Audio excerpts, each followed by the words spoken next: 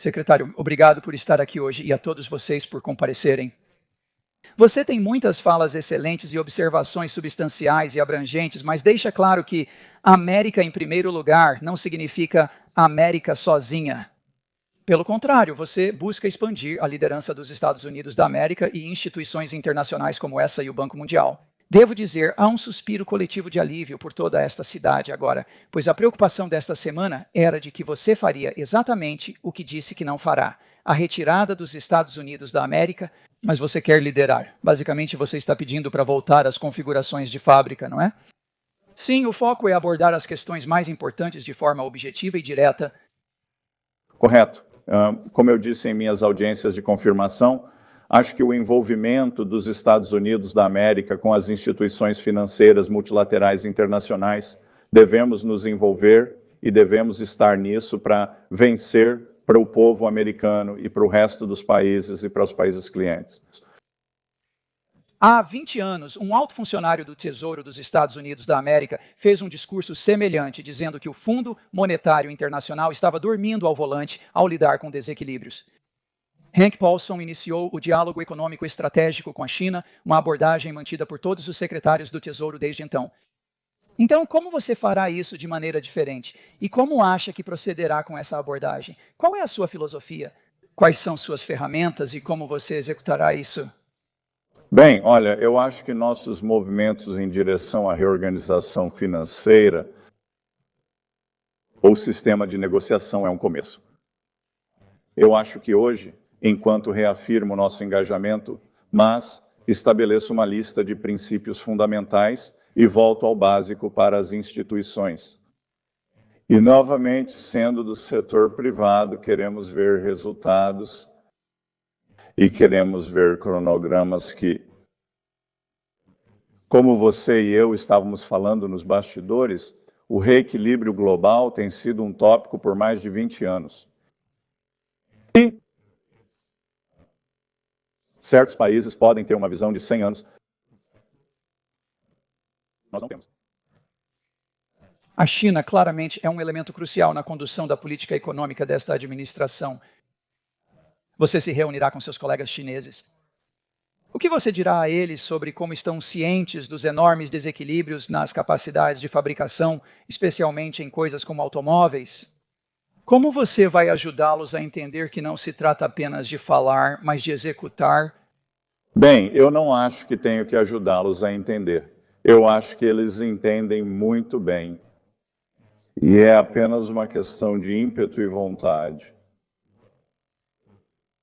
Acredito que fui ao Japão pela primeira vez em 1990 ou 1991, dentro de 12 meses do pico da bolha. Uma década dessa desaceleração, uma década de mal-estar. E então, em 2012, eu me deparei com um sujeito, em 2011, que estava concorrendo para primeiro-ministro, chamado Shinzo Abe, e ele sabia que o Japão precisava de mudança. E implementou isso rapidamente. Após mais de uma década, o Japão experimentou um notável crescimento econômico. E eu acho que são os equivalentes chineses que chegarão a essa realização. E algumas de nossas políticas, às vezes, precisam de um impulso externo. Alternativamente, como eu disse anteriormente, há uma oportunidade para um grande negócio aqui, que os Estados Unidos da América estão procurando reequilibrar para mais manufatura. A identidade disso seria menos consumo. Se a China leva a sério a menor dependência do crescimento da manufatura, liderado por exportações e um reequilíbrio em direção a uma economia doméstica, acho que eles usam o termo circulação dupla. Bem, agora é realmente circulação singular. E se eles querem reequilibrar, vamos fazer isso juntos. Esta é uma oportunidade incrível. Eu acho que se o fundador da Bridgewater, Ray Dalio, fosse escrever algo, ele poderia chamar de um belo reequilíbrio. De fato. Mas uma grande parte disso também será nosso próprio desequilíbrio fiscal. E, como você mencionou, estamos reduzindo 6% do produto interno bruto no topo do ciclo, o que não é sustentável, como você mesmo apontou. Quão importante é também abordar nosso desequilíbrio fiscal como parte deste maior reequilíbrio? Bem, é muito importante, que eu acho que a maioria das pessoas nesta sala são economistas treinados e todos sabem que um déficit comercial emana de três coisas: políticas de comércio externo que estamos empenhados em abordar. As políticas de comércio externo podem ser tarifas, barreiras não tarifárias, manipulação de moeda e o subsídio estatal do trabalho e dos meios de produção. Então, termos de comércio ou regulamentação comercial é um deles. 2 é o nosso déficit orçamentário. Então, quanto maior nosso déficit, mais ele cria uma demanda sugada. Também aumenta as taxas de juros. E então, 3, o nível do dólar. Os Estados Unidos da América continuamos a ter uma política de dólar forte e o dólar se ajustará com base nos mercados. Muitos me questionam, o que significa um dólar forte? E para mim, o dólar forte significa ter as políticas em vigor para merecer fluxos de capital e ter confiança. Mas isso não significa o preço na tela do Bloomberg todos os dias. E também tem diferentes significados em termos de preços bilaterais. Então, é realmente tríplice. Mas, Tim, para a sua pergunta, eu falei que não chegamos aqui rapidamente com os gastos. Os Estados Unidos da América não têm um problema de receita, mas sim de gastos. E eu sugeri, quando conheci o presidente Trump pela primeira vez para falar sobre entrar na sua campanha há 2 anos, que precisamos voltar para um sustentável a longo prazo. Déficit orçamentário de algo com 3 à frente, que funciona. Temos 2% de crescimento nominal ou 2% de inflação. Projetamos um crescimento de 1,8%, que poderia ser muito maior se implementarmos nossas políticas econômicas. Você reafirmou a política do dólar forte originalmente articulada por Bob Rubin. Valéry Giscard, nos anos 60, mencionou o privilégio exorbitante do dólar americano. Alguns nesta cidade questionam e veem esse privilégio como um fardo. Você o considera um privilégio? Isso.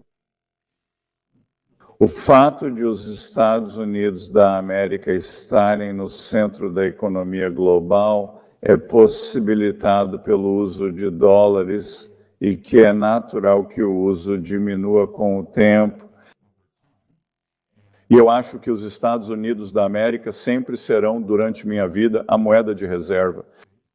Na verdade, não tenho certeza se mais alguém o quer. Eu não consigo me lembrar.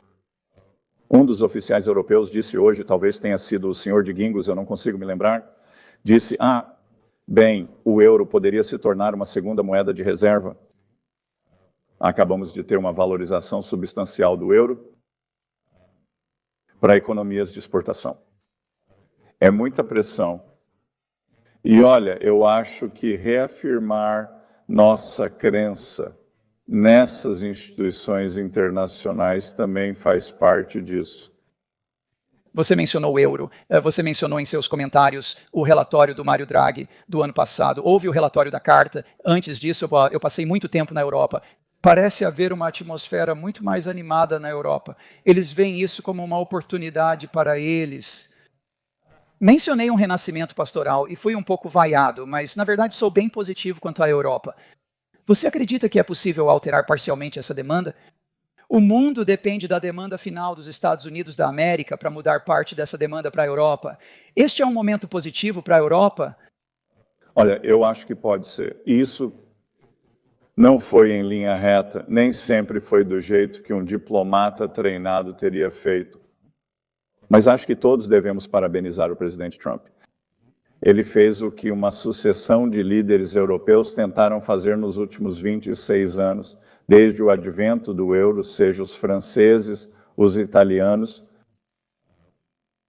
Outros países europeus tentaram fazer a Alemanha aumentar seus gastos fiscais. e impulsionar a economia europeia. E eu aplaudo esses esforços nascentes porque é uma combinação. É uma combinação de estímulo econômico e é uma combinação de compartilhamento de carga no continente europeu para a defesa.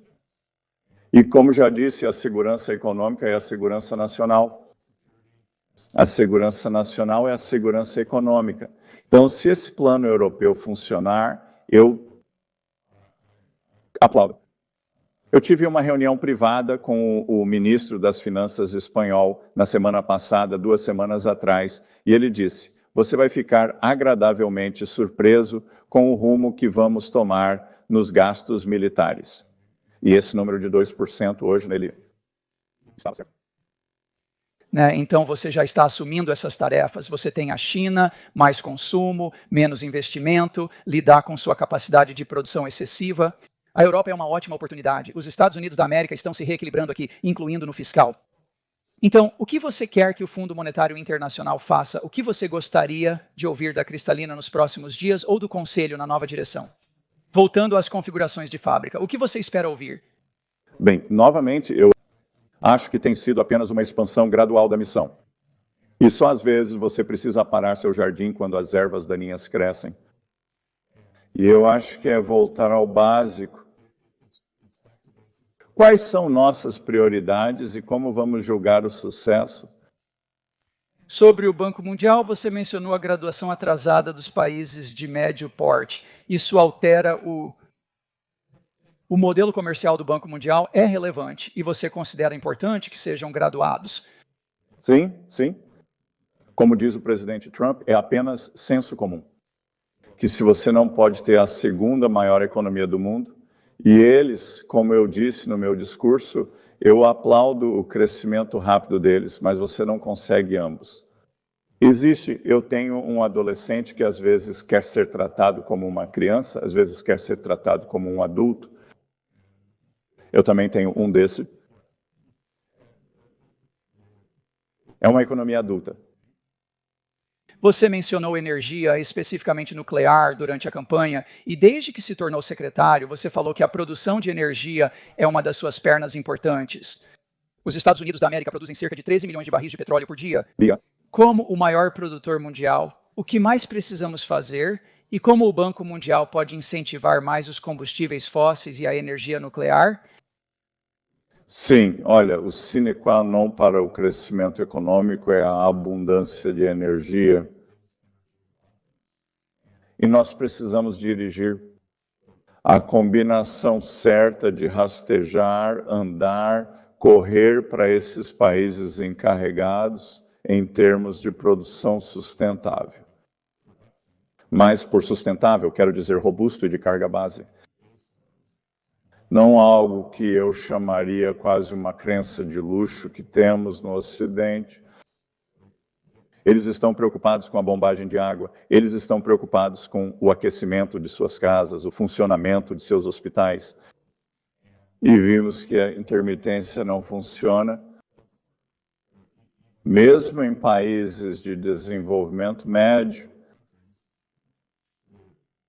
talvez como a África do Sul, que parece ter apagões rotativos.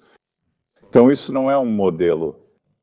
Queremos ter um modelo de carga base forte e então acoplando produção alternativa em oposição a começar com a produção alternativa e depois ter essa latência ou intermitência que torna impossível industrializar. E no último minuto ou dois, deixe-me apenas voltar para a intermediação financeira. Você sabe, há um ditado famoso que capitalismo sem capital é apenas altruísmo. As instituições apresentadas são intermediários cruciais nos mercados de capitais e em outras formas de intermediação financeira. Qual sua visão para a regulamentação financeira nos Estados Unidos da América? Como você gostaria que a indústria fosse regulada? Obviamente, os mercados de capitais, os Estados Unidos da América, são a joia da coroa desta economia. Como devemos incentivar isso não apenas aqui, mas no exterior?